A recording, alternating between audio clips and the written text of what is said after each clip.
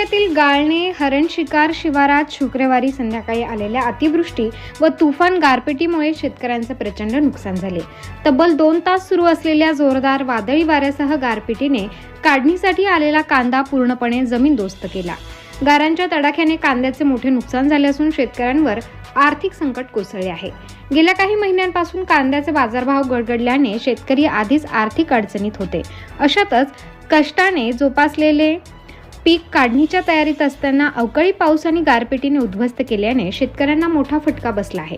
काही ठिकाणी कांदा पूर्णतः गारांनी झोडपला असून नासलेल्या कांद्यामुळे मोठ्या प्रमाणात आर्थिक नुकसान झाले आहे। शिवारभर पाणी साचल्याने इतर पिकांचेही मोठे नुकसान झाले आहे। शेतकऱ्यांचे कोट्यवधी रुपयांचे नुकसान झाल्याने शासनाने तातडीने पंचनामे करून नुकसान भरपाई द्यावी अशी मागणी होत आहे। तसेच विमा कंपनीने त्वरित भरपाई द्यावी आणि शासनाने तातडीने शेतकऱ्यांसाठी मदत जाहीर करावी अशी मागणी स्थानिक